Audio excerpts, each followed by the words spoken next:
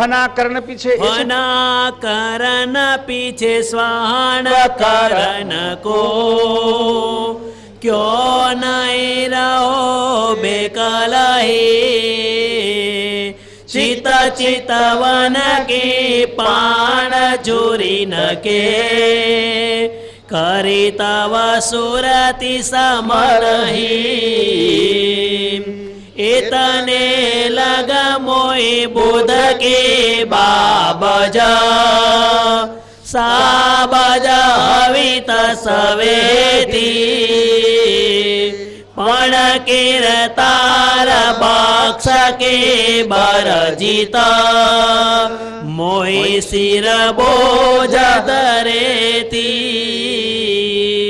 जो कीर्तार बक्ष विन हमको हवे न गति अगम की जो अज के अनुभव नहीं लागिता पुनः पहुँच निगम की फना करण पीछे स्वहार करण कु तमे फना करो छो अने पछी फरी पाछू सर्जन करो छो क्यों नहीं रहे बेकल ही तारे वच्चेनो जो पीरियड छे एमां एकला शुं काम रहो छो कोक एक जन साथे राखता होय तो कम से कम वातो छीतो करवा तो चाले टाइम पास थाय ने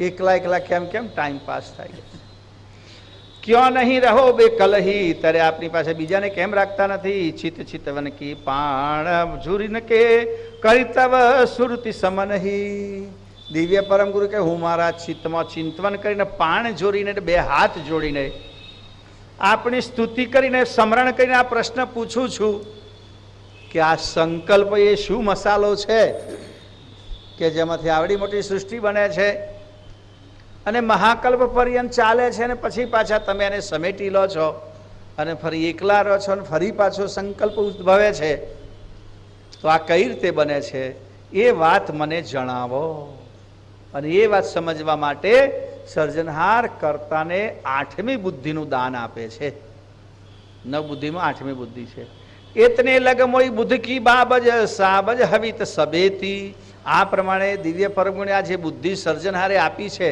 એના દ્વારા આ બધી માહિતી કૈવલ કર્તા દ્વારા પરમગુણે પ્રાપ્ત થાય છે પણ કીર્તાર બક્ષી બરજિત મોઈ શિર બોજ ધરીતે કર્તાએ આ બધી બક્ષિસ કરેલી ગતિ છે હું તમને કહું છું મારા મુખ દ્વારા હું સમજાવું છું તમને એમ લાગે કે આ જ્ઞાન મેં તમને આપ્યું છે પણ પરમ ગુરુ કહે છે કે મને કર્તા તરફથી આ એક એક બુદ્ધિ મળી એક એક બુદ્ધિમાં આટલું આટલું જ્ઞાન પ્રાપ્ત થયું છે હું તમને સમજાવું છું મારા દ્વારા સર્જનહાર રજૂ કરે છે એનો નિમિત્ત માત્ર હું છું પણ આ ગતિ તો મને સર્જનહાર તરફથી બક્ષિસ થયેલી છે પણ કર્તાની પણ કૃપા જુઓ જો જ્યારે કર્તા કૃપા કરે ત્યારે શું એનો નિમિત્ત મને બનાવે પરમ ગુરુ કહે છે હવે કે સારું કામ તમે કરો તો કે તમારી તો કઈ શક્તિ છે જ નહીં એની ઈચ્છા વગર થઈ શકે નહીં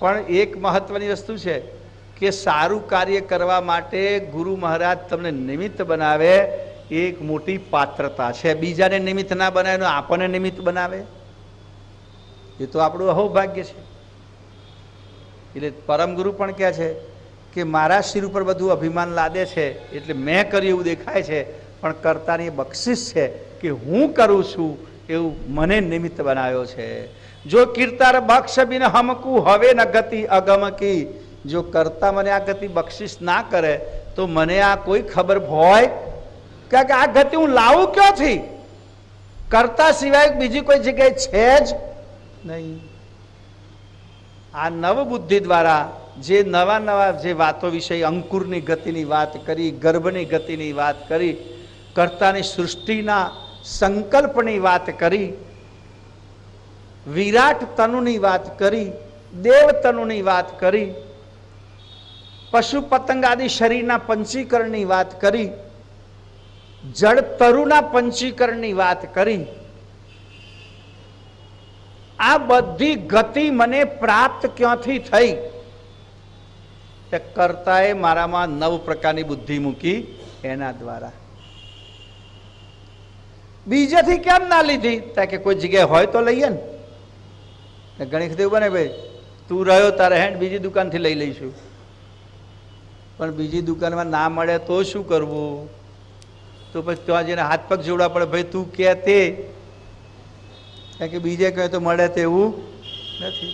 તો અહીંયા પરમ ગુરુ કહે છે હું હાથ પગ જોડીને તમને વિનંતી કરું છું. આગળ વાત કરી કારણ કે આ ગતિ આપણા સિવાય બીજું કોઈ આપી શકે તેમ નથી. જહાં અજ કે અનુભવ નહીં લગી તો બ્રહ્માના અનુભવમાં આવ્યું હોત એમના વેદમાંથી વાંચી લેત, આ બધી માહિતી વેદમાંથી મેળવી લેત. પણ વેદમાં પણ આ માહિતી નથી. પુનઃ પહોંચ નિગમ કી, બ્રહ્મા જો જાણતા હોત તો વેદની પહોંચ તો હોત, પણ વેદ પણ પહોંચ્યા નથી કારણ કે બ્રહ્માને આ ગતિ પ્રાપ્ત નથી થઈ. હા, જીન કે ગતિ ચરાચર વ્યાપક નિગમ સે તે અજ સહિતો એક બુદ્ધ કી ગમ વિસ્તારના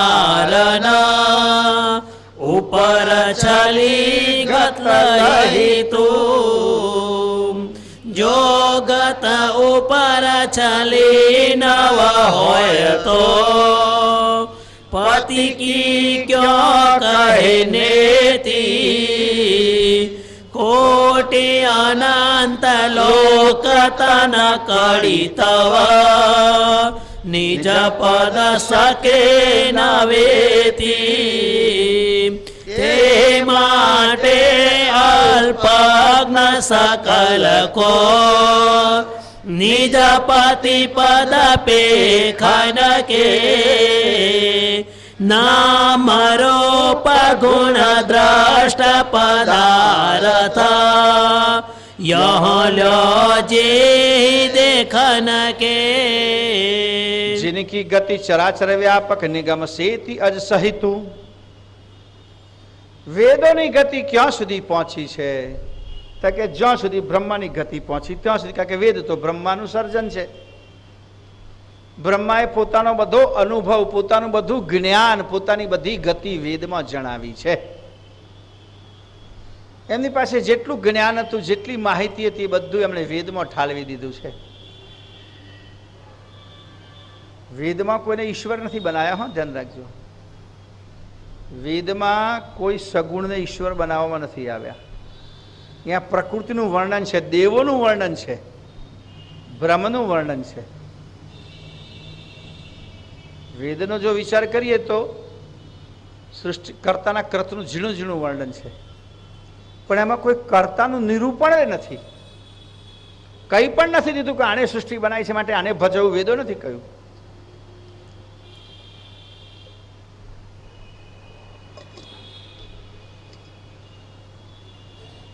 કર્તા પક્ષે તો વેદોએ પ્રશ્ન અધૂરો મૂક્યો. નયેતી, આનો કોઈ અંત નથી.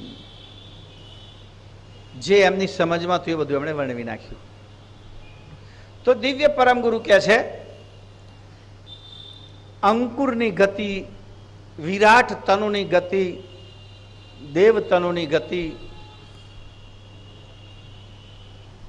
બાકી બધા 84 લક્ષ યોનિના ગાંઠોની ગતિ, ગર્ભની ગતિ, એ બધી મને વેદોમાંથી મળી શકી નહીં. એટલા માટે એ ગતિ આપણી પાસેથી પ્રાપ્ત થઈ છે કે આપે જ આનું સર્જન કર્યું છે, એટલે માહિતી આપણી પાસે છે. તો વેદોમાં શું? તો કે જીનકી ગતિ અચરાચર વ્યાપક નિગમ સેતિ અજ સહિત. જે અજ, જે બ્રહ્માએ જે વેદનું વર્ણન કર્યું છે એમણે કહે છે ચરાચર વ્યાપક, સ્થાવર જંગમ સૃષ્ટિમાં જેટલું વ્યાપક રચના છે, કૃત છે, એ બધાનું વર્ણન બ્રહ્માએ વેદમાં કર્યું છે. એ કહી બુદ્ધિ ગમ વિસ્તારણ, કર્તાના કૃતનું જ્ઞાન મેળવવું હોય તો એમાં એક જ બુદ્ધિની જરૂર પડે છે, બીજા બુદ્ધિની જરૂર પડતી નથી. કારણ શોધવું હોય ત્યારે બીજી બુદ્ધિ જોઈએ. આ તો બધું કાર્ય છે. તો એ સમગ્ર કાર્યની રચના, કાર્યનું વર્ણન બ્રહ્માજીએ કર્યું છે. અને એ બધી ઉપલ છલી ગત લહેતું, ઉપલક બધું વર્ણન કર્યું છે એમણે. કારણ કે ઉપરલક જોયું છે, સૃષ્ટિ ઉપલક છે. અંકુર વૃક્ષનું વર્ણન કર્યું, પણ વૃક્ષના અંકુરની ગતિ થોડી એમણે જાણી, કારણ કે એ તો દેખાતી જ નથી. 18 ભાર વનસ્પતિ અને 18 ભાર વનસ્પતિના ગુણદોષનું વર્ણન એમ કહેવાય. જે વૈદ કહેવાય છે ને, પેલા કયા થયા? ધન્વંતરીને મોટે ભાગે લોકો બ્રહ્માનો અવતાર માને છે, કોઈક વિષ્ણુનો માને છે, કેટલાક બ્રહ્માનો કહે છે. આ વિશ્વકર્મા એ બ્રહ્માનો અવતાર માને છે કે એમણે આ બધું ક્રોત એક એક વનસ્પતિના ગુણધર્મ જાણી લીધા. એમણે કઈ વનસ્પતિમાં કયો ગુણધર્મ છે, કયો દોષ છે, કયો ગુણ છે, એનું વર્ણન કર્યું. તો કે છે એમની સામે બનેલું છે, એટલે એક બુદ્ધિથી પ્રાપ્ત કરી શકાય. એટલે આયુર્વેદ એક ઉપવેદ કહેવાય ને. આ બધું જ્ઞાન, વનસ્પતિનું, દવાનું જ્ઞાન આપનાર ગ્રંથને કહેવાય છે આયુર્વેદ. એટલે વેદ શબ્દ પાછળ આવે છે, જુઓ. એટલે વેદનો એક ઉપવેદ કે જેમાં આ બધું વર્ણન છે. તો એ બધું વર્ણન કર્યું કે છે જો ગત ઉપલ છતી નવ હોત તો પતિ કી ક્યાં કહે નેતિ. પરમ પતિ માટે તો નેતિ શબ્દ ઉચ્ચારી દીધો કે ત્યાં તો મારી ગતિ પહોંચતી નથી. એનાથી નીચું જે છે અહીંયા બધી જગ્યાએ મારી ગતિ પહોંચે છે. એટલે દેખાતું હતું એ બધું એમણે વર્ણવ્યું. કોટી અનંત લોક તન કડિતવ નિજપદ શકે નવેતી. કોટી લોક, સર્જનારે કેટલાય લોક બનાવ્યા છે. આમ તો 14 લોકની વાત આપણે કરીએ છીએ, પણ અનંત લોક છે 14 લોક સિવાય. એ અનંત લોકનું વર્ણન વેદોમાં મળે છે. તો દિવ્ય પરમ ગુરુ કહે છે બ્રહ્માજીએ પોતાની ગતિ દ્વારા અનંત લોકની માહિતી મેળવી લીધી. અનેક લોકનું જ્ઞાન બ્રહ્માજીને પ્રાપ્ત થયું, પણ કર્તા પદનું વર્ણન કરી શક્યા નહીં. એટલે એમનાથી જેટલું નીચું હતું એ બધી ખબર પડી, ઉપર હતું એની કશી ખબર પડી નહીં. તે માટે અલ્પજ્ઞ સકલ્પો નિજપતિ પદ પેખન કે. એટલે નિજપતિ પદની ઓળખાણમાં એ બધા અલ્પજ્ઞ કહેવાય. આમ તો ઘણું જ્ઞાન કહેવાય. આપણી દ્રષ્ટિથી વિચાર કરીએ તો બ્રહ્માને તો એટલું બધું જ્ઞાન કે આપણે તો પહોંચી ના શકીએ, પણ કરતા પક્ષે અલ્પજ્ઞ. ધ્યાન રાખો. જેમ કે ભાઈ અભણ માણસ હોય એના માટે તો મેટ્રિક ભણેલો પણ કેટલું બધું ભણેલો કહેવાય, પણ પેલો ટ્રબલ ગ્રેજ્યુએટ થયેલો એના માટે મેટ્રિક વાળો કશું નહીં. એમ આપણા બધાના રીતે વિચાર કર્યો બ્રહ્મા મહાન જ્ઞાની, પરમ જ્ઞાની કે જેણે અનંત લોકનું વર્ણન કર્યું છે, સૃષ્ટિમાં રચાયેલા બધા તત્વો અને પદાર્થોનું વર્ણન કર્યું છે. એ જ્ઞાન નાનું સૂનું ના કહેવાય, પણ કર્તા પદનું જ્ઞાન નથી એટલે કે છે અમને અલ્પજ્ઞ કયા. પરમ ગુરુની સરખામણીમાં બ્રહ્માની ગતિ અલ્પજ્ઞ છે. આપણી સરખામણી તો આપણે અલ્પજ્ઞ કહેવાઈએ, આપણે બ્રહ્માને અલ્પજ્ઞ કહી શકીએ નહીં, પણ પરમ ગુરુની ગતિમાં બ્રહ્મા અલ્પજ્ઞ કહેવાય. તે માટે અલ્પજ્ઞ સકલ્પો નિજપતિ પદ ફેખન કે નામ રૂપ ગુણ દ્રષ્ટ પદાર્થ યહાં લો તેહી દેખન કે નામ રૂપ ગુણ જેટલા પદાર્થો દ્રષ્ટિમાં આવ્યા એમનું એમણે વર્ણન કર્યું. જો એમની દ્રષ્ટિ ના પહોંચી એ પદનું એમણે વર્ણન કર્યું નથી. હા, એહી અષ્ટબોધ કી જે બરિયા કરિયા કરિત સમેતી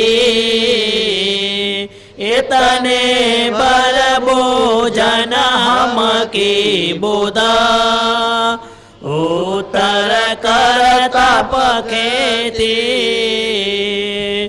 और मोई भोजन गतायांतर रही करी तव करता सजानो जदि सकलयानुभवा उच्चरण के दरित न हमय अभिमानो क्यों करी धरो मान हमित से उच्चरे करता प्रेरक से अंश सहित अनुसूत उन से उबरित को न तरक से तेहि अष्टबुद्धि की जही बरिया करिया करित समेती આ કર્તાના સર્વ ક્રિયાને કર્તાના સર્વ કૃતને હું જે જાણું છું એ ગતિ જેના વિશે હું કર્તાને પૂછું છું એ મારી ગતિ આઠમી બુદ્ધિ છે. બ્રહ્માએ આ અંગેની કોઈ ચર્ચા કરી નથી, હું ચર્ચા કરું છું, હું આનું ચિંતન કરું છું, હું કર્તાને પૂછું છું કે આ સૃષ્ટિ બનાવી તો એકલા આ સંકલ્પ કઈ રીતે બનાવ્યો અને છેલ્લા એકલા કેમ રહો છો, કઈ રીતે રહો છો. એ બુદ્ધિ આઠમી છે કે છે. એતને ભર બુજન કી હમ કી બુદ્ધ ઉત્તર કરતા પખેતી અને મને પૂછવાની બુદ્ધિ છે એટલે ઓટોમેટિક કરતા એનો મને ઉત્તર પણ આપે છે, કર્તા તરફથી મને એનો જવાબ મળે છે. और मोई बूजन गत अंतर रही करितव करता सजाणु आ सर्जनहार पोते सजाण छे એટલે એ સજાણ સર્જનહાર આ મને પાછી આ પણ એક બહુ સરસ વાત કહી પરમ ગુરુએ કે ઓર મોઈ બૂજન ગત અંતર રહી આવું જાણવાની જે મારી ઈચ્છા થઈ એ પણ કર્તાની પ્રેરણાથી એમણે એવી મારામાં બુદ્ધિ મૂકી તો મને જાણવાની ઈચ્છા થઈ. ઘણી વખત એવું બને કે કેટલીક વસ્તુ તો આપણને જિજ્ઞાસા જ ના ઊભી થાય તો મેં જે પ્રશ્નો કર્તાને પૂછ્યા છે બુદ્ધિ વડે, પાંચમી બુદ્ધિથી મેં આ પૂછ્યું, છઠ્ઠી બુદ્ધિથી આ પૂછ્યું, સાતમી બુદ્ધિથી આ પૂછ્યું, આઠમી બુદ્ધિ દ્વારા મેં આ જાણવા પ્રયત્ન કર્યો, આજે વર્ણન આપણે બધું સાંભળી ગયા. દિવ્ય પરમ ગુરુ કહે છે એ જાણવાની વૃત્તિ જે મારામાં પેદા થઈ છે એ પણ કર્તાની સ્ફુરણા છે. કર્તાની સ્ફુરણાથી મને જાણવાની ઈચ્છા ઊભી થઈ અને કર્તાએ બધી ગતિ મારામાં મૂકી. જો કર્તાની ઈચ્છા ના હોત તો મને સ્ફુરણા થાત નહીં. કર્તાએ કેમ આવી ઈચ્છા કરી, કર્તાને કેમ આવો ભાવ થયો? કારણ કે ભાઈ મોકલવા માટે આ પાત્રને બધું શણગાર તો સજી આપવા પડશે ને. પરમ વિશેષ અંશ તરીકે પરમ ગુરુના વિશ્વમાં મોકલવાના છે પોતાના દૂત તરીકે. તે દૂતને દરેક પ્રકારનું જ્ઞાન આપવું પડે કર્તાએ. અહીંયા કોઈ પણ વાદી પ્રતિવાદી કંઈ પણ પ્રશ્ન પૂછે તો એનો જવાબ આપવાનો પરમ ગુરુને, તો એ જ્ઞાન એમની પાસે હોવું જોઈએ. એટલે આ નવ બુદ્ધિથી કર્તાની રચનાનું પૂર્ણ જ્ઞાન સર્જનહારે પરમ ગુરુમાં પ્રેરી દીધું. એટલે કહે છે મેં વારાફરતી પ્રશ્નો પૂછ્યા પણ એ પ્રશ્નો પૂછવાની મારી પણ કોઈ મતિ નથી આવી કે હું પ્રશ્નો પૂછું.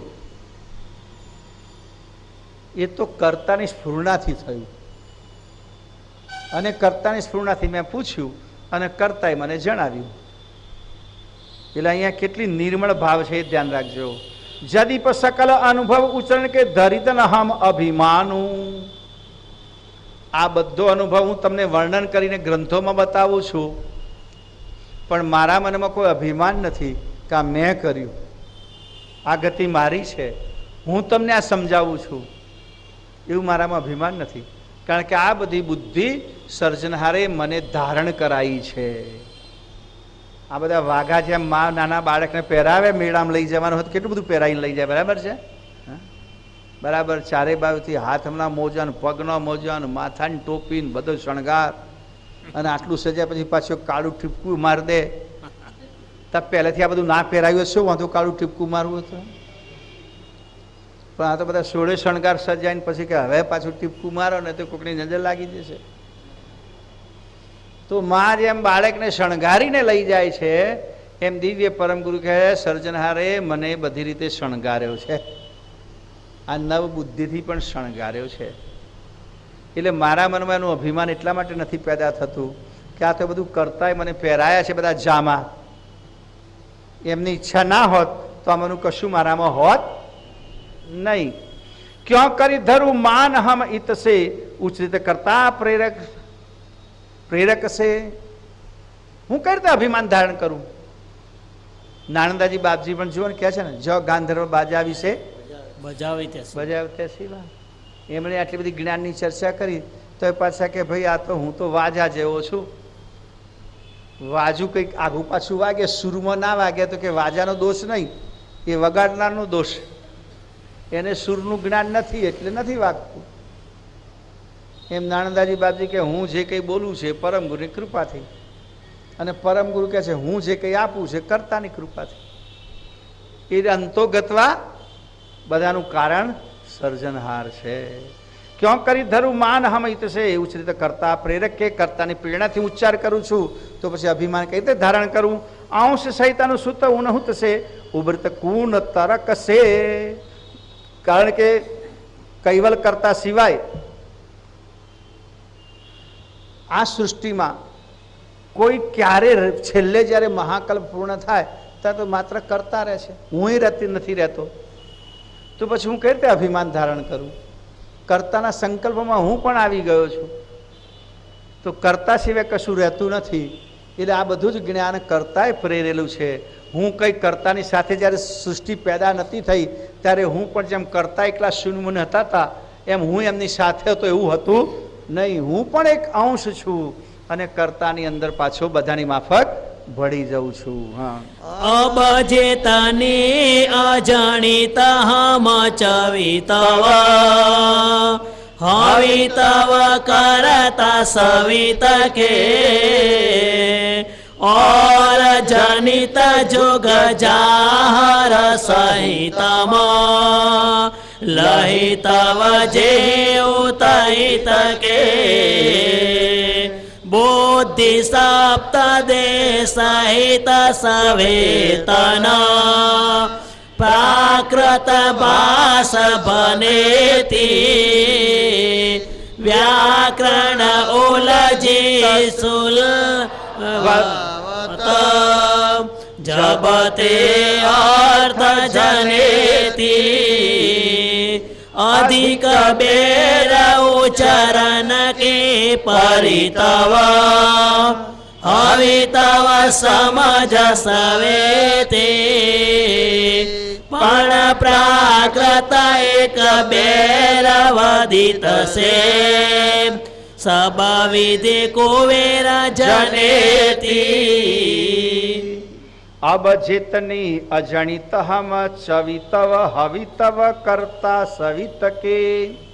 આ પ્રમાણે હું જેટલી વસ્તુ નહોતો જાણતો, જે કંઈ જ્ઞાન મારાથી અજાણ હતું એ બધું સકર્તા સર્જનહારે નવ બુદ્ધિ દ્વારા મને ધારણ કરાવી દીધું, મને આપી દીધું. જે કંઈ હું નહોતો જાણતો, સર્જનહારે પોતાની રચના જે બનાવી છે એમાં અંકુર કઈ રીતે બનાવ્યું, વિરાટ તનુ કઈ રીતે બનાવ્યા, આ બધા અન્ય દેહો કઈ રીતે બનાવ્યા, પંચીકરણ દ્વારા ભિન્ન ભિન્ન રીતે મને નવ બુદ્ધિના પ્રતાપથી મારામાં બધું જ આરોપણ કરી દીધું છે. એટલે આ બધી ગતિ મને પ્રાપ્ત થઈ ગઈ છે. હવે દિવ્ય પરમગુણ છે ઓર જનિત જુગ જાહર સહિતમ, અને એ જે ગતિ મને પ્રાપ્ત થઈ છે એ બધી ગતિ લઈને હું આ જગતમાં જાહેર કરવા માટે આવ્યો છું. લહિતવ જય ઉતૈત કે, જે દેવલોકમાં મૃત્યુલોકમાં ઉપર નીચે બધી જે કઈ જાણકારી મને કરતા તરફથી મળી છે એ બધી દિવ્ય પરમગુરુ કહે છે હું નવ બુદ્ધિમાં વીંટીને નવ બુદ્ધિના પડીકામાં ભેગું કરીને અહીં લઈ આવ્યો છું. બુદ્ધિ સપ્તદ્વે સહિત સવેતવ પ્રાકૃત ભાષ ભનેતી. અને એ બધી નવ બુદ્ધિ દ્વારા મને પ્રાપ્ત થયેલી જેટલી શક્તિ છે, જે સમજ છે, જે જ્ઞાન છે, એ પ્રાકૃત ભાષા દ્વારા મેં આ ગ્રંથોમાં ઉચ્ચાર કર્યો છે. પ્રાકૃત ભાષા દ્વારા કર્યો. પાછું આમ ચોખ્ખું કહી દીધું, મેં સંસ્કૃત ભાષાનો ઉપયોગ કર્યો નથી. પેલા વ્રજલાલ પંડિતની જ્યારે હું વાત કરું છું કાગળ, એમાં વ્રજલાલે ઈચ્છા જણાવી છે કે મારે બધા ગ્રંથોનું સંસ્કૃતમાં અનુવાદ કરવો છે. અને એમાં વળી પાછી એ ભગતે એ પંડિતે બહુ સરસ વાત લખી છે.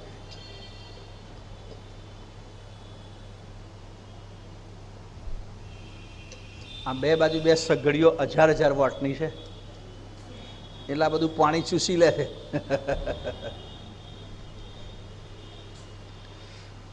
તો એ પંડિતજી એમ લખે છે કે તમે મારા અંતસ્કરણમાં આવીને સ્ફુરણા કરી. એ પત્રની શરૂઆતમાં એવું લખ્યું છે. પરમગુરુને કહે છે કે પરમગુરુ તો હયાત હતા પાછા, અને એમને પરમગુરુ ઉપદેશને કાગળ લખ્યું છે. એમાં લખ્યું છે કે તમે મારા અંતસ્કરણમાં સ્ફુરણા કરી કે હું આપણા ગ્રંથોને સંસ્કૃતમાં લખું. પણ દિવ્ય પરમગુરુએ મને લાગે બહુ લાંબુ એના હાથે થવા દીધું નથી. એમાં તો લખેલું છે કે મેં એક ગ્રંથ 4થા ભાગનો કરી દીધો છે. એક આરતી પણ સંસ્કૃતમાં લખી છે. અને આ બધું જેટલું તૈયાર થયું છે એમાંનું કેટલોક ભાગ હું સારસે મોકલું છું, એમ લખ્યું છે. અને તમે ભણેલા ગણેલા સાધુ પાસે એની કોપીઓ બનાવી લેવડાવજો, અને બીજી પ્રતો બનાવી લેવડાવજો. ભણેલા ગણેલા સાધુ પાસે આવું લખ્યું છે. એટલે એનો મતલબ એ છે કે એ વખતે પરમગુરુ પાસે કેટલાક એવા વિદ્વાન સાધુઓ પણ હતા, પણ એ પ્રતે બાપજીએ ન કરાવડાવી. કેમ? તો કે મારે સંસ્કૃત જોઈતું નથી. કેમ સંસ્કૃત નથી જોઈતું? કેમ પ્રાકૃત? પેલા લખ્યું કે સંસ્કૃત ભાષામાં ગ્રંથ બનાવવાથી આપણા સંપત્તિની આબરૂ વધશે. પણ દિવ્ય પરમગુરુ કે આબરૂ તો સકર્તા સિદ્ધાંતથી વધવાની છે, ભાષાથી વધવાની નથી. કે ભાષામાં કોઈ એક જગ્યાએ દાખલો આપ્યો ને કે ભાઈ સારી ભાષા સંસ્કૃત ભાષામાં પારસમણીનું વર્ણન હોય અને પ્રાકૃત ભાષામાં ચિંતામણીનું વર્ણન હોય, તો ભલે ને પ્રાકૃત ભાષા હોય પણ ચિંતામણીને તોલે પારસમણી આવવાનો, ભલે સંસ્કૃતમાં વર્ણ્યો છે. આવું એક ઉદાહરણ બાપજી આપ્યું છે. જ્યારે આપણે સંપૂર્ણ એ જ ઈચ્છા દર્શાવી છે કે મારે સંસ્કૃતમાં ગ્રંથો લખવા છે. બાપજીએ સફળ થવા દીધું ને, કારણ કે હું વિચારું છું કે આ ભાઈએ લખ્યું છે કે મેં 4થા ભાગનો ગ્રંથ તો બનાવી દીધો છે અને હવે મને ટાઈમ મળશે એટલે હું પૂરો કરી દઈશ. અને બીજા કેટલા સ્તોત્ર અને આરતી બનાવ્યો છે તમે મોકલી આપ્યો છે. અને પાછું એમ લખ્યું છે એ મારા સંસ્કૃતમાં બનાવેલા સ્તોત્રનું મેં ગુજરાતીમાં પ્રાકૃત ભાષામાં અનુવાદ કરીને મોકલ્યા છે, આવું પણ લખ્યું છે. તો એ મને લાગે છે પરમગુરુએ ગ્રાહ્ય રાખ્યો નથી. નહીં તો કોકને કોક જગ્યાએ મળ્યા હોત ને કે આ સંસ્કૃતના શ્લોકો અને એનું અનુવાદ, પણ નથી મળતું.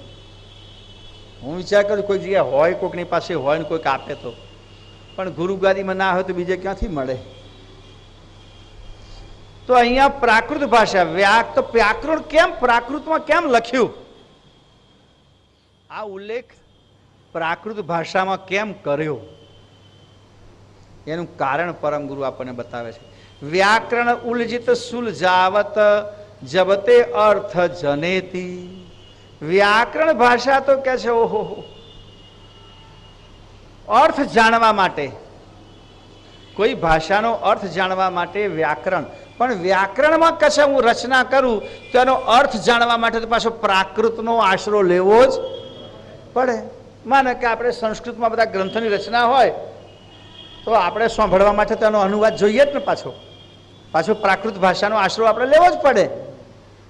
તો દિવ્ય પરમગુરુ કહે છે એવો ડબલ ધંધો કરવાના કે તું પ્રાકૃતમાં શું કરવા ના બનાવું કે છે, તે બમણી મહેનત કરવી પડે.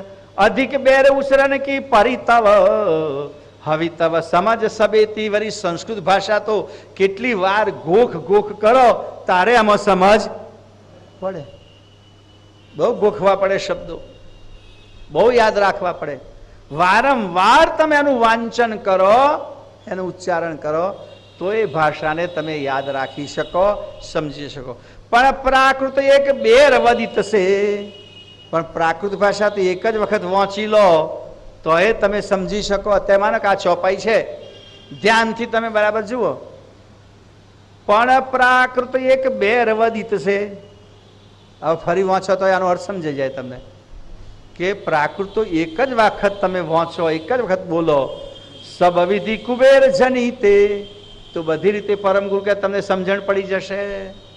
જ્યારે સંસ્કૃત એક વખત વાંચવાથી સમજણ પડતી, એમાં ને એમાં જ આપણો ટાઈમ જતો રહે. પહેલી તો ભાષા સમજવામાં, તો ભાષા સમજવામાં એક ગોખવામાં ટાઈમ જાય તો પરમ ગુરુના જ્ઞાનને ક્યારે પ્રાપ્ત કરી શકીએ આપણે? એટલે એ બધું સાધન એવું સરળ હોવું જોઈએ કે સાધનમાં બહુ સમય ના જાય. ધ્યાન રાખો, સાધનમાં બહુ સમય ના જવો જોઈએ, સાધનામાં સમય જવો જોઈએ. આ તો સાધન તૈયાર કરવામાં તમારું 2-4 કલાક, પૂજા કરવા બેઠા તો શું તો કે સાધન તૈયાર કરો, દિવેટો બનાવો, ઘી લાવો, ચંદન લાવો, ઘસો, પાણી લાવો, ધોવો, બધું ચોખ્ખું કરો. તો કેટલું કલાક ગયો? તો કે ઉપાસ હતા કે 10 મિનિટમાં. તો ભાઈ તો સાધન ભેગું કરવામાં આટલા બધા ટાઈમ લાગી ગયો. પરમગુરુ કહે સાધન ભેગું કરવામાં નહીં, સાધના કરવામાં. તો જેટલું ઓછું સાધન હોય એનાથી સાધના વધારે થઈ શકે, એમાં સમય તમને વધારે મળે. કર્મકાંડમાં તો બધી સામગ્રી ભેગી કરવામાં ટાઈમ જતો રહે. એટલે એમ અહીંયા ભાષા શીખવામાં તમારો ટાઈમ જતો રહે. તો ભાષામાં જે જ્ઞાન બતાવ્યું છે એ જ્ઞાન તમને ક્યારે પ્રાપ્ત થઈ શકે?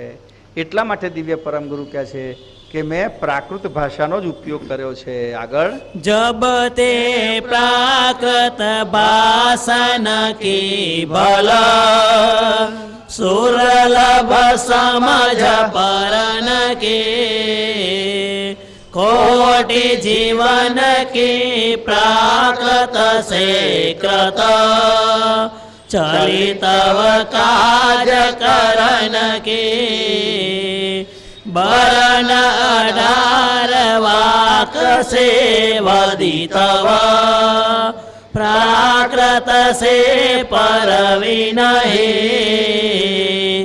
એક વિના વહીવટ સબકે, હવિતવ સકલ ભિનહે, વિપ્રન में कोई पढ़ितव को, कुचित कुचित व्याकरण ही, और सकल प्राकृत से सदितव, वदितव को सर्वव्रण ही. તમે જુઓ કે વ્યવહાર દુનિયાનો પ્રાકૃત ભાષામાં ચાલે છે.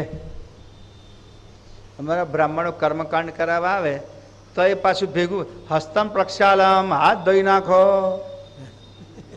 બે બોલવું પડે એમને, ખબર પડે?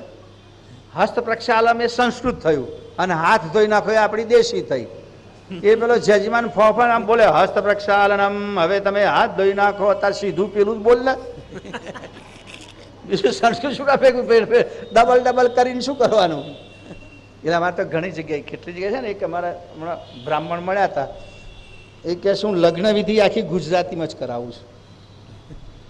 બધી આખી જ વિધિ અને ગુજરાત સપ્તપદીએ ગુજરાતીમાં બનાવી દીધી. મેં કહ્યું આજ પહેલા કે પેલાને સમજણ પડે કે હું શું બોલું છું. એમ તમે વિધિ કરાવો પેલા તો ખબર ન પડે. આમથી અમે આપણે કઈ કહેતા ડાફડો મારતો હોય. જ્યારે ગુજરાતી ભાષા હોય તો ગુજરાતી ભાષામાં બધું જ અમને ખબર પડે. આ કેટલા લોકો લગ્ન કર્યા છે, સપ્તપદી બ્રાહ્મણો ગાયા છે, પણ સપ્તપદી શું છે એમને ખબર નહીં પડી હોય. હવે સપ્તપદીમાં શું શું આવે છે બધા બાકીના સાંભળનારને કોઈ કશો ખબર ના પડે. પેલું એની મેળે બોલ્યા કરે, પણ ચોપડી હાથમાં રાખીને બોલતા હોય છે લોકો. પણ એ સીધે સીધું ગુજરાતીમાં બોલે તો આપણને ખબર પડે ને. અને ધીમે ધીમે પાછા લોકો બોલતા થાય. અને જે વાણી તમારી જીભમાંથી નીકળે, તમારી વાણીમાંથી નીકળે, એ વાણી સમજતો વાર લાગે નહીં. તમે સમજી લેજો. જે દોપડીમાંથી નીકળ્યું એ ચોપડીમાં ઘૂસી જ જાય, ખોપડીમાં. જે દોપડીમાંથી નીકળ્યું એને ખોપડીમાં જતા વાર ન લાગે. પણ આપણી દોપડીમાં નીકળવું જોઈએ. દોપડી એટલે જીભ, બે પડેની વચ્ચે રહે ને. તો આપણી જીભમાં નીકળે જેટલી આપણે ઉપાસના કરીએ છીએ એ આપણી જીભમાંથી વારંવાર નીકળે એટલે આપણે એને સમજીએ એટલે તરત જ આપણી ખોપડીમાં આવી જાય. મેર કરી મોય દીજીએ એટલે આપણને ખબર પડે કે આમાં શું છે, સમજાય એટલે નીકળી આવી જાય. એટલે અહીંયા દિવ્ય પરમગુરુ કહે છે કે મેં એટલા માટે પ્રાકૃત ભાષાનું વર્ણન કર્યું છે. કહે છે જબ તે પ્રાકૃત ભાષા કી ભલ સુર્લભ સમજ પરન કી. પ્રાકૃત ભાષા બહુ ભલી છે. કેમ? કે સરળતાથી સમજાઈ જાય છે. સુર્લભ સમજ પરન કી. આ સમજાઈ ગયું ને તમને? જો બાકી તો પાણીની વ્યાકરણમાં કયું સૂત્ર બન્યું, કયો કાળ આવ્યો, કઈ વિભક્તિ, આ વિભક્તિ હોદવામાં જ આપણી કમ ભક્તિ થઈ જાય. આ તો સીધે સીધું સમજાઈ ગયું. આમાં કોઈ કાળ જોવાનો નથી કે કયો કાળ છે, ભૂતકાળ છે કે ભવિષ્યકાળ છે કે વર્તમાન કાળમાં લખ્યું છે કે કોઈ વસ્તુ આમાં જોવાની રહેતી નથી. સીધે સીધું સમજાય. સુર્લભ સમજ પરન કી. આ ભાષા સુર્લભ છે, સમજ પડવામાં સમજવામાં સુર્લભ છે. કોટી જીવન કી પ્રકૃત સે કૃત. કરોડો જીવોની કે છે વ્યવહાર પોતાની પ્રકૃત ભાષાથી ચાલે. પ્રાકૃત નૈસર્ગિક. દાખલો આગળ આપીશ. ચલિત કાજ કરણ કી. એનાથી કાર્ય ચાલતું હોય તો ભારેખમ ભાષા બોલવાનું કારણ નથી. ભારેખમ ભાષાથી લોકો સમજી ના શકે. લોકો સમજે એવી ભાષા વાપરવી જોઈએ. વર્ણ 18 વાક સે વદિતવ પ્રાકૃત સે પરવી નહીં. 18 વર્ણ જે ભાષા વાપરે છે પોતપોતાની દરેકની જુદી જુદી પ્રાકૃત હોય છે ને. તમે જોજો ભાષા ઉપરથી જ્ઞાતિઓ ઓળખાઈ જાય. ભાષા ઉપરથી હા અમુક જ્ઞાતિના બોલે ખબર પડે હોવે આ જાતમાં જો હે કે છે શોથી આયા ને શું કરે ને. અમુક જ્ઞાતિની ભાષા ભલે ને એક જ વિસ્તારમાં રહેતા હોય, અહીં નહીં આખી દુનિયામાં આવું છે. આખા અમેરિકામાં તો એક જ ભાષા છે અંગ્રેજી. પણ તોય લોકો કહે છે આ વખત હું ગયો તારે છોકરોને ખબર મને ખબર પડી કે મારા છોકરો આ વખતે આવ્યા હતા ત્યાં શિબિર હતી ત્યાં અહીંયા જોર્જિયામાં. એટલે બધા જે નોર્થમાંથી આવેલા શિકાગો વગેરેમાંથી છોકરો એમણે મને કહ્યું કે આ લોકો બોલે ને જલ્દી સમજણ નહીં પડતી. મેં કહ્યું કેમ લે અંગ્રેજી નહીં બોલતા? કે ઇંગ્લિશ બોલે પણ કે આમને ઇંગ્લિશ જુદી હોય ને અમારી ઇંગ્લિશ જુદી હોય. એટલે એક દેશમાં ત્યાં કે ફેર પડી જાય કે છે. અને તમે ટેક્સાસ જાઓ તો એમના ઉચ્ચારમાં ફેર પડી જાય. અને વળી એમાં પછી પેલા નિગ્રો બોલે ને કારિયા તો કે એમના તો જુદા જ ઉચ્ચાર હોય કે છે. એટલે દરેકે દરેક અહીંયા 18 વર્ણ તો 18 વર્ણની ભાષા જુદી હોય. ભાષા પ્રાકૃત હોય પણ જુદી જુદી હોય. અમારા મુસલમાનો હિન્દી બોલે તે આપણે ત્યાં બોલે હિન્દી જુદી બોલે. તમે તો લખનઉ બાજુ જુઓ ને તો એ બધી નવાબી હિન્દી બોલે. એમની હિન્દી નવાબી. આપણે ત્યાં રહેતા હોય તો દેશી હિન્દી બોલે. હમણાં ગઈ વખત હું એરપોર્ટ પરથી આવ્યો તો મારી બેગ માંડી આવી હતી. હું એરપોર્ટમાં બેઠો હતો, થોડી વાર બેસવું પડ્યું. તો એમાં પછી પેલા મુસ્લિમ કન્ટ્રીમાંથી બધા મિયાઓ આવેલા એટલે બધા બેગો લઈ લઈને જતા હતા. બધા ખાસા મુસ્લિમ ફેમિલી હતા. એટલે એકબીજાને વાત કરે એટલે બધા એક શબ્દ મને કાને ચડી ગયો. આપણે કોકને જતા નહીં કહેતા હા બસ તારે આવજો હા, બસ તારે આવજો હા. એટલે આ બોલે અચ્છા તો આના હા, અચ્છા તો આના હા. એટલે મેં કહું આના હા શું કરે આ હોય? પછી ખબર પડી કે આપણે છે એટલે સારું તારે આવજો હા કે સારું તારે આવજો હા કે. એટલે પેલા એનું એ સીધું હિન્દી કરે અચ્છા આના, અચ્છા હા આના ઓકે અચ્છા આના. આપણે આમ કે આના કેવું વિચિત્ર લાગે. પણ દરેકે દરેક હિન્દી બોલાતા ભાઈ એમની પાછી તો આની લોકલ ભાષા. તમે તો અહીંયા લખનઉ બાજુ જાઓ તો એક ઝૂંપડામાં રહેતો રિક્ષા ચલાવનારો માણસ હોય ને અને એકદમ ઝૂંપડું હોય અને ટાટિયું બાંધેલું હોય દરવાજામાં, તો એ પેલા બીબીજી જરા દરવાજા ખોલ્યો, મોટો લોક મારીને ગેટ મોટક્યો હોય.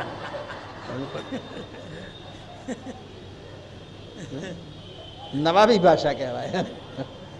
દરવાજા ખોલ્યો એમ એટલે આ ટાટિયું આમ હટાવવાનું છે એમ ખોલવાનું શું છે? ભાષાનો વિષય છે.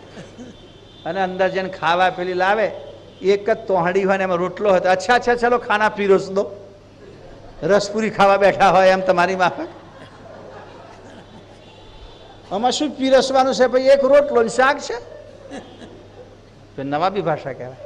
ખાઈને પછી પાછી પેલી ચટ્ટઈ હોય, ઘાસની ચટ્ટઈ સુવા માટે, ક્યાંક ઝૂંપડીમાં ગોદડું તો માય નહીં, પણ તોય કે જરા બિછાના બિછાઈયો, દલ્લભનું ગાદલું મૂકવાનું હોય એમ. નવાબી ભાષા કહેવાય. એટલે 18 વર્ણમાં પોતપોતાની પ્રાકૃત ભાષા છે, અને એટલી બધી બધાના માટે સમજવી સરળ છે. અને ભાષા શીખવી પણ આસાન હોય છે. અને જે કક્ષાનો માણસ હોય ને એ કક્ષામાં ભાષા આપણે બોલતા હોઈએ છીએ, એને પ્રાકૃત કહેવાય. આગળ ગુરુ મહારાજ દાખલો આપે છે, વિપ્રન મેં કોઈ પઢિતવ કુચિત કુચિત વ્યાકરણ હી. બ્રાહ્મણમાં કોઈક લોકો ક્વચિત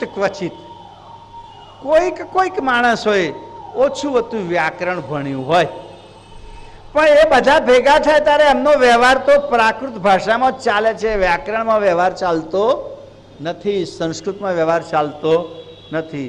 ઓર સકલ પ્રાકૃત છે સદિતવ વદિતવ કુ સર્વ વર્ણહી. બધી વર્ણ સાથે વ્યવહાર કરે કે એમની અંદર વ્યવહાર કરે તો એમની દેશી ભાષાથી જ વ્યવહાર કરે છે. એ કોઈ દિવસ સંસ્કૃતનો ઉપયોગ કરતા નથી.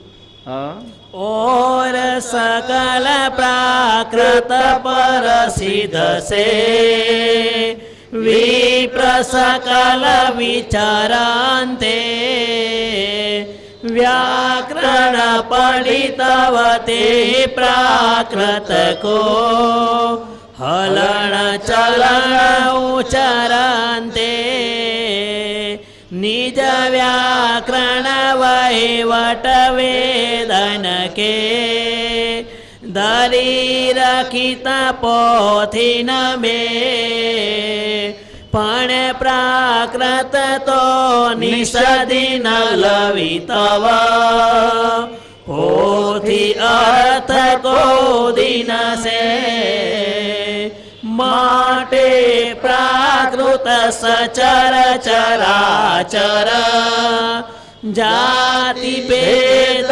भिन्न भिन्न हे बहु प्रकार भाष भव भरहिता विविधितांत जे छिन हे और संस्कृत और सकल प्राकृत पर सिद्ध में વિપ્ર સકલ વિચરંતે. બધા જ વિપ્રો પ્રસિદ્ધ પ્રાકૃત એટલે પોતાની લોકલ ભાષામાં જ વિચરણ કરતા હોય છે, વ્યવહાર કરતા હોય છે, એમની ભાષામાં જ વ્યવહાર કરે. એ ખાલી કર્મકાંડ કરતી વખતે સંસ્કૃતના શ્લોકો બોલે, આનો શો ફેર પડે એમ. એ સીધું બોલે શું વાંધો આવે? અને તેમાં પાછું ચોખ્ખું તો ના જ બોલતા હોય, કેટલા લોચા મારતા હોય પાછા, કારણ કે વ્યવસ્થિત ઢંગથી તો શીખેલા કોક જ હોય. કર્મકાંડ કરનારા મારા ભૂદેવો છે, એમાં ભણેલા ગણેલા વિદ્વાન શાસ્ત્રીઓ બહુ ઓછા હોય. બાકી તો પરંપરાગત જે બોલતા હોય બોલે. હમણાં 2 દિવસ પહેલાં જ હું એક જગ્યાએ ચર્ચા કરતો હતો કે કેટલાક શ્લોકોને તો એમ ખોટા ઠોકી માર્યા. એક શબ્દ આવે એમાં, દાખલા તરીકે માનો કે આરતી કરીને પછી લોકો કપૂર મૂકેલે બોલે કર્પૂર ગૌરમ કરુણાવતારમ, ખબર છે? હવે એમાં કપૂરને અને પેલા શ્લોકના અર્થને ક્યાંય શ્લોકમાં કોઈ જગ્યાએ કપૂરનું વર્ણન જ નથી. ખાલી કપૂર ગૌરમ એટલે કપૂર જેવું ગૌરવ વર્ણ છે, શક્તિ ઉજળી હોય. હવે દેવતાઓ બધા કાળમીંઢ, હવે એ પેલા કે રાધા ક્યું ગોરી,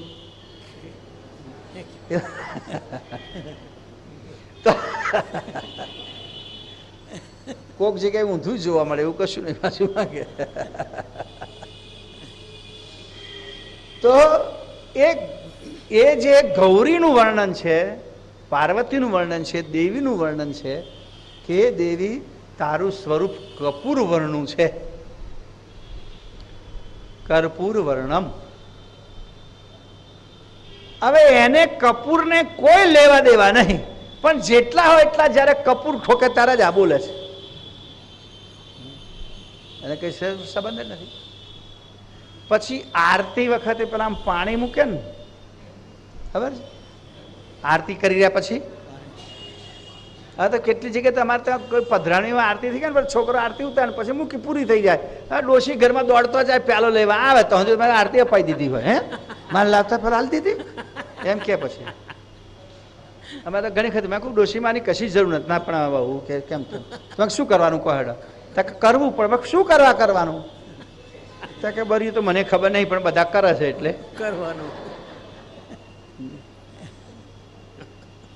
પણ મૂળ ભાવ એનો એવો હતો પહેલા કે ભાઈ આપણા ઈષ્ટદેવની જ્યારે આરતી ઉતારીએ છીએ, જે આરતી દ્વારા એમના સ્વરૂપને નિહાળીએ છીએ, વારંવાર એમના સ્વરૂપ આગળ આરતી ફેરવીએ છીએ, એટલે એ ઈષ્ટદેવનું જે તેજ, એ તેજ એ અગ્નિમાં પ્રવેશે છે. એ આરતીના અગ્નિ, આરતીના પ્રકાશમાં, દિવ્યટેમાં, એટલે એ તેજ અગ્નિ કરતા પણ પ્રબળ હોય અને એ આરતી લેવાય નહીં, એવી એક માન્યતા.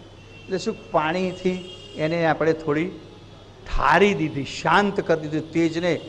એટલે પછી અગ્નિ જેટલી ગરમી છે એટલી ગરમી પછી લો, આટલો એનો ભાવ. તો જ્યારે પાણી આપેલો કે યાની ચાની છે કરવાણી, તો પેલો પ્રકમ્માનો શ્લોક બોલવાની શરૂ કરી દે પાછું. હવે એ ક્યાં પ્રકમ્મા કરવાની છે ભાઈ? એટલે કેટલાક શ્લોકો આ બોલે છે એને કોઈ કશું ધંગઢળો જ નથી, એને મેળ જ નહીં પડતો. અને કદાચ કેટલા બ્રાહ્મણો કર્મકાંડ કરાવતા હોય અને પેલો યજમાન વાર લગાડે કે થોડું લાંબુ થાય તો પાછા બીજા કંઈકથી ઠોકી લાગીને તો લાંબુ ચલાયા રાખવાનું, એની સાથે કોઈ સંબંધ હોય નહીં. કારણ કે જે પરંપરાગત શીખેલા બ્રાહ્મણો હોય એમની પાસે આવું હોય, શ્લોકમાં શુદ્ધિ ના હોય, પ્રોપર કઈ જગ્યાએ કયો શ્લોક બોલવો એની સમજ ના હોય. કારણ કે બધા વિદ્વાનો હોતા નથી, કોઈક લોકો વિદ્વાન હોય કે જેમણે વિદ્વતાપૂર્વક આ કામ કરતા હોય. બાકી તો બધા ઠોકમ ઠોક, એક બોલે એટલે બીજા બધા બોલે. તો જ્યારે માઇકમાં બોલે ને ત્યારે કોઈ પંચમા સુરમાં બોલતો હોય અને કોઈ ખરમાં બોલતો હોય, એટલે આપણને એમ લાગે એક બાજુ શિયાળ બોલે છે ને એક બાજુ ગધેડું ભોંકે છે. કોઈ જાતનો ધંગ ના હોય. તો દિવ્ય પરમ ગુરુ કહે છે આ બધા ભણેલા ગણેલા થોડા કદાચ સંસ્કૃત વાપરે છે, બાકી તો અંદર હોય ત્યારે બધું પ્રાકૃત બોલે છે. વ્યાકરણ પડી દેવા તો એ પ્રાકૃત, હલન ચલન ઉચ્ચરણ તે વ્યાકરણ ભણેલા સંસ્કૃત ભણેલા લોકો પણ પોતાની વ્યવહારની અંદર હલન ચલનમાં તો પ્રાકૃત ભાષાનો જ ઉપયોગ કરે છે. નિજ વ્યાકરણ વહીવટ વેદન કે ધરી રખિત પોથીને મેં, કારણ કે આ વ્યાકરણ તો માત્ર પોથી પૂરતું જ કામનું છે, પોથી બહાર ચાલતું નથી. કેવી સરસ વાત કરી દીધી પરમ ગુરુએ. પણ આ પ્રાકૃત નિષદિન લવી તવ, જ્યારે પ્રાકૃત ભાષા તો રાત દાડો આપણે ઉપયોગમાં આવનારી ભાષા છે. આ પોથીની ભાષા નથી, આ વ્યવહારની ભાષા છે. પોથી અર્થ કૌદિન મેં, તો પોથીનો ઉપયોગ તો કોક જ દાડો પડે, જ્યારે વ્યવહાર તો રોજનો રોજ. તો આપણે પોથીવાળી ભાષા વાપરવી કે રોજ વ્યવહારમાં આવતી ભાષા વાપરવી? કે પ્રાકૃત તો ઘડીએ ઘડીએ વાપરવાનું છે, અને સંસ્કૃત ભાષા તો કોક દાડો પોથી ઉગાડીએ ત્યારે વાપરવાની છે કે છે. એટલા માટે મેં પ્રાકૃતનો ઉપયોગ કર્યો. માટે પ્રાકૃત સચર ચરાચર જાતિ ભેદ ભિન્ન ભિન્ન હી. આખી દુનિયામાં તમે જુઓ, જાતિ પ્રમાણે બધી પ્રાકૃત ભાષા ભિન્ન ભિન્ન છે. અલગ અલગ જાતિ પણ અલગ અલગ પ્રકારની ભાષા બોલે છે. બહુ પ્રકાર ભાષ ભવ ભરહિત વિવિધ તંત જહી જીનહી, જે દરેક જગ્યાએ બહુ પ્રકારની ભાતની પ્રાકૃત ભાષા આખા સંસારમાં આપણે જોવા મળે છે. જેવા માનવો, જેવો એરિયા. આપણે તમે જો ભલે ને એક જ કોમ્યુનિટી હોય, અમારા સુરતવાળા બોલશે તો કંઈક જુદું બોલશે, પછી એથી ભરૂચ બાજુ આવો તો એ પાછું કંઈક જુદું બોલશે, કોનમવાળા કંઈક જુદું બોલશે, ચરોતરવાળા કંઈક જુદું બોલશે, અને પછી અમારા મેહાણા બાજા જતા રહો તો એ વળી કંઈ જુદું બોલશે. હું સંચો જતો ચોથી આવ્યો ને, અને પેલા કમલા કાં ગયો તો, ક્યારે આવ્યો? એ બે છેડા તમે જુઓ તો કંઈક જુદું જ પડે. પણ હું સુરતમાં જો, મને ભાષા બહુ સરસ લાગે. એમાં પેલા વેરાવાળા મારા બોલે ને ટ જ બોલે, આરટી કરી હું, એટલે એવી ટ બોલે એટલે એવો સરસ લાગે. એટલે આરતી ને આરટી કર હું એમ કે.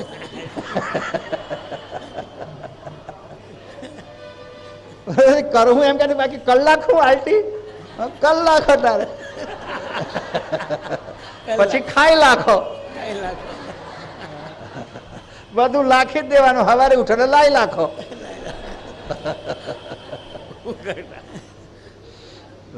પ્રાકૃત ભાષા છે બાપજી કે દરેક ભિન્ન ભિન્ન વિસ્તારમાં ભિન્ન ભિન્ન સમાજના જુદી જુદી આ પ્રાકૃત ભાષા બોલે છે એ વ્યવહારમાં આવે છે કે છે હા પુનિ વ્યાકરણ તો વાદ કરન કો પઢિત પઢિત સન મુખહી રસ્વ દીર્ઘ કી વિગત વ્રણિતવ પ્રાણિતવ પદ ટુક ટુક હી और प्राकृत अन्न जल समके हिता जे जीवन कुल तन के जिनु जे आहार करत जिन जिन के ते जीवन ते अन के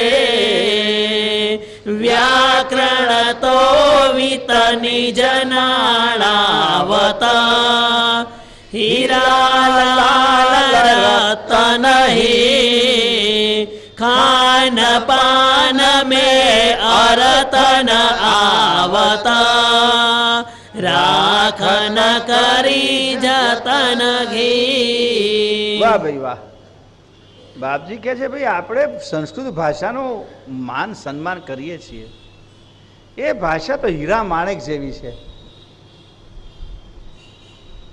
પાછળની છેલ્લી ચોપાઈમાં લખી એમ પણ હીરા માણેક તીજવાડી મૂકી રખાય કે રોજ ખાવા પીવામાં થોડા વપરાય ખાવા પીવામાં તો અનાજ પાણી જ વપરાય કે છે તો રોજ વપરાતું હોય એ મહત્વનું છે પેલા તો કોઈક દાડો ધનતેરસના દાડા કાઢીએ વાત જુદી છે રોજ કરાય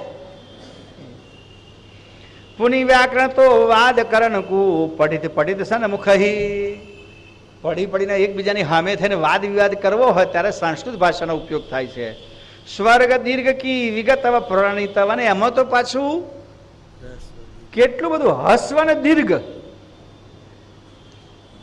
આમ તો જો કે ભાષાની અંદર આનું મહત્વ છે હવે તો કેટલા લોકોને રસવઈ શું દીર્ઘઈ શું ખબર નહીં પડતી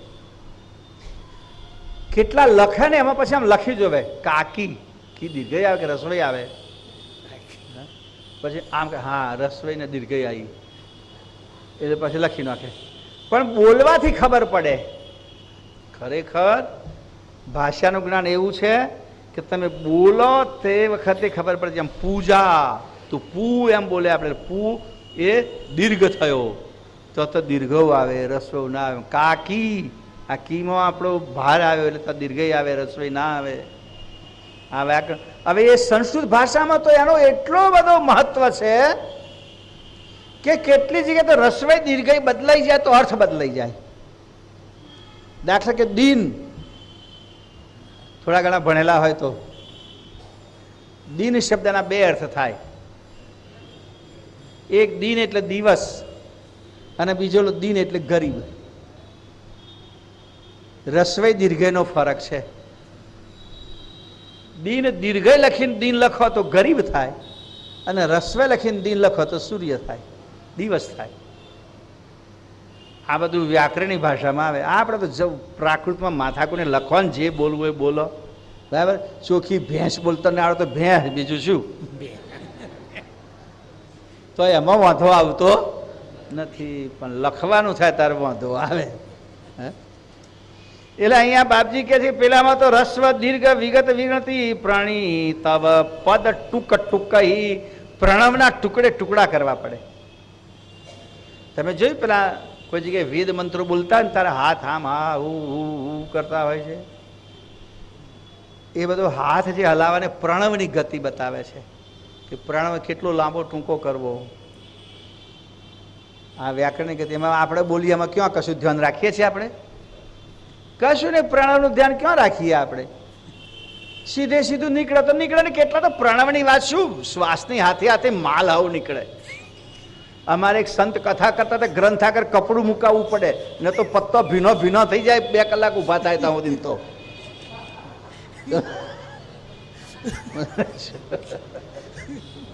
એટલું બધું ઉડે.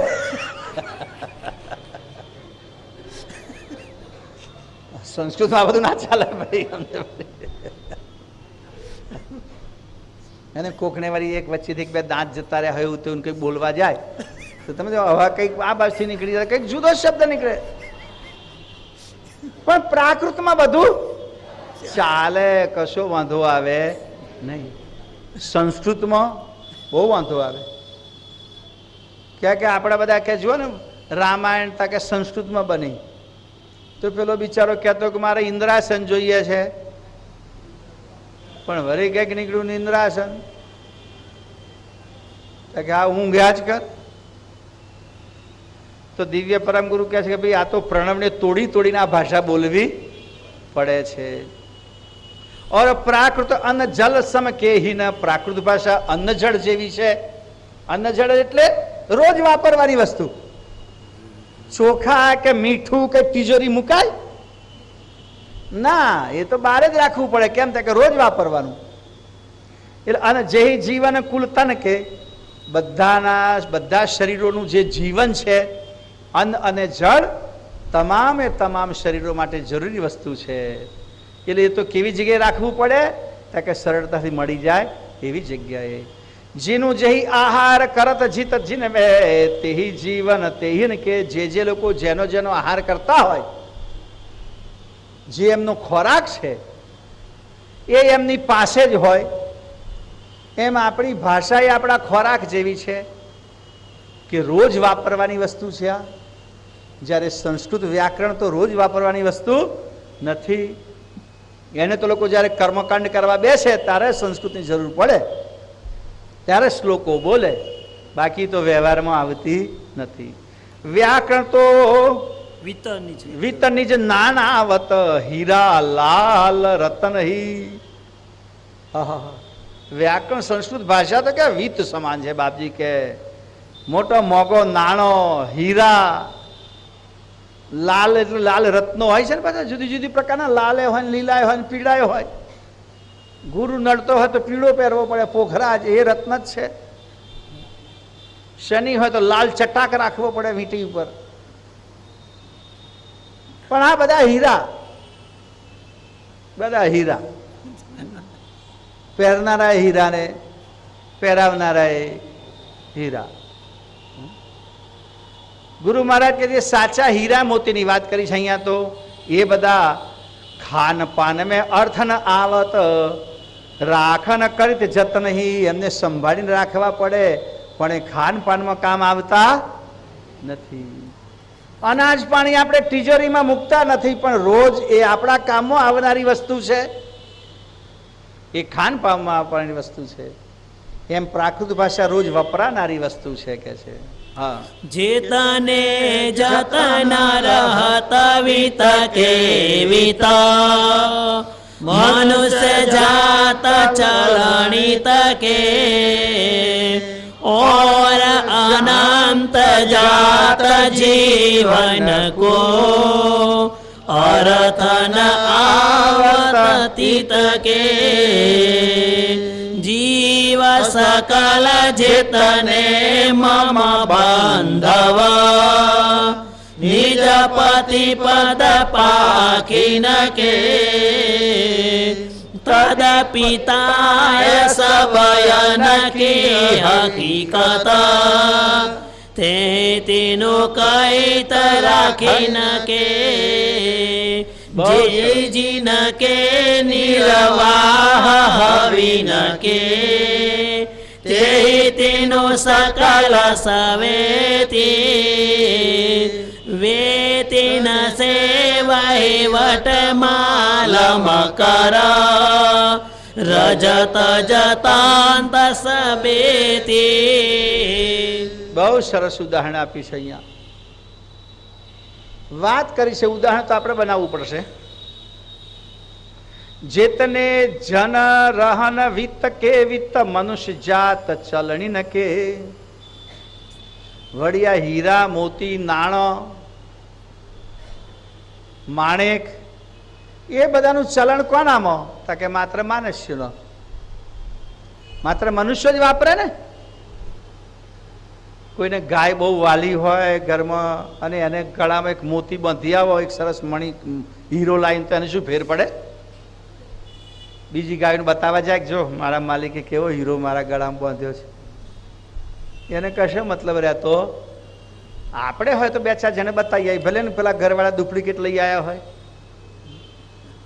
મને જો કેવો હીરો આવ્યો, કેવું મોતી આવ્યું, કેવું નેકલેસ આવ્યો, કેવું ઓર્નામેન્ટ્સ આવ્યું. એટલે આ બધું નાણું, સોનું, હીરા, ઝવેરા તે માત્ર માણસમાં ચાલે છે. પશુ પંખી માટે તો ખોરાક સિવાય કશાનું મહત્વ નથી. એને તો ખોરાકનું મહત્વ છે. બે ચાર પાંચ ગાયો હોય ને કોઈ ગાયને તમે એમ કહો કે ભાઈ જો તને ગળામાં હું ચોંદીનો આખો અડો બાંધું છું 5 કિલોનો, એટલે કે મારે તો એક ઘાસ પૂરો નાખ ને ભાઈ, આ 5 કિલોનો બાંધીને મને શું કરવાનો?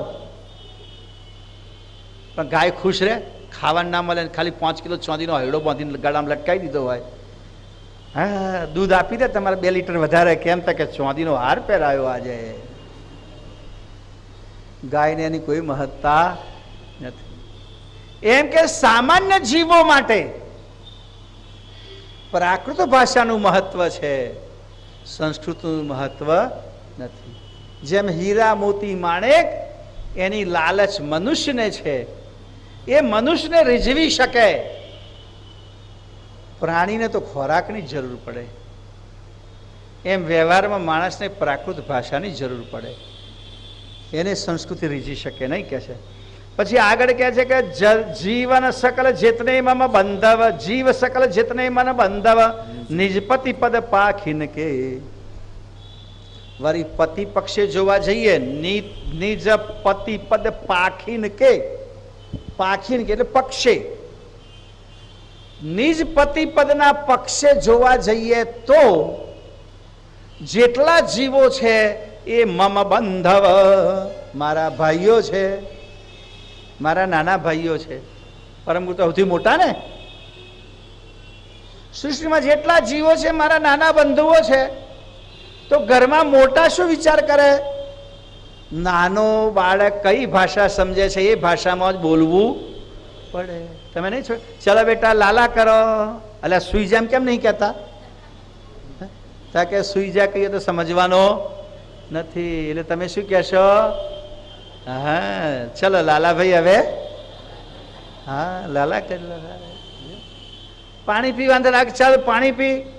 કે ના, તાર શું કહો છો? ભૂ.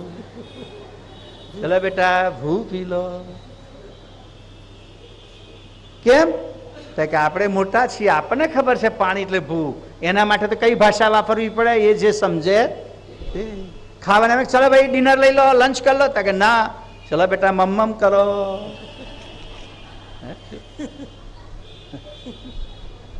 તો કે મોટો હું છું કે છે, નાના જીવો મારાથી જેમ સમજાય એ ભાષા મારે વાપરવી પડે.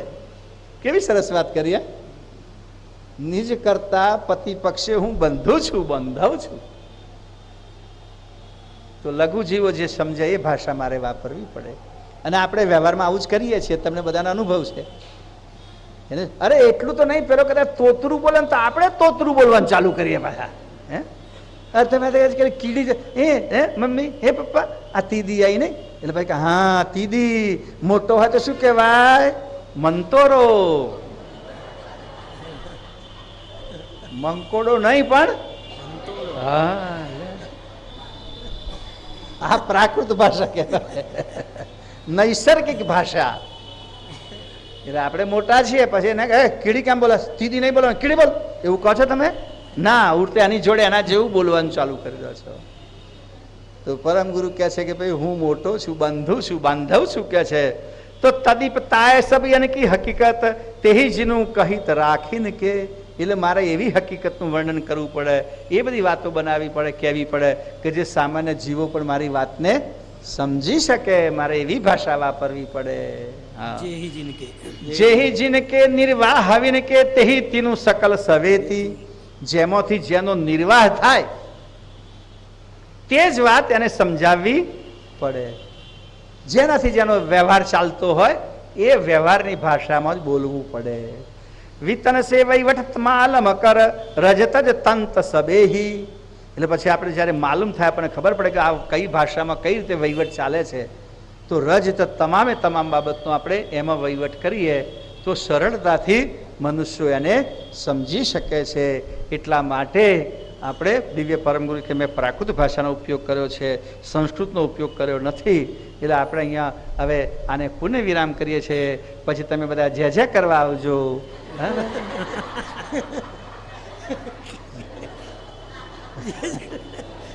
જે જે કર્યા પછી મમ્મમ કરી લેજો, અને મમ્મમ કર્યા પછી લાલા કરી લેજો. ચાલો તારે જય બોલા करता की जय। कृष्ण साई महाराज की जय। परम गुरु श्रीमद करुणा सागर महाराज की जय। द्वितीय कुराचार्य नारायणदास महाराज की जय। तृतीय कुराचार्य बलदेवदास जी महाराज की जय। चतुर्थ कुराचार्य भगवान दास जी महाराज की जय। पंचम कुराचार्य प्रयागदास जी महाराज की जय। षष्ठम कुराचार्य शीतलदास जी महाराज की जय। सप्तम कुराचार्य हिचड़दास जी महाराज की जय। सब संतन की जय। सब देवन की जय। ज्ञान संप्रदाय की जय। गुरु आई सारसापुरी की जय। कैवल धाम की जय। ईश्वर विद्यानिधि ग्रंथ शिविर पुराणावती का सत्य सत्य पुराणावती का सत्य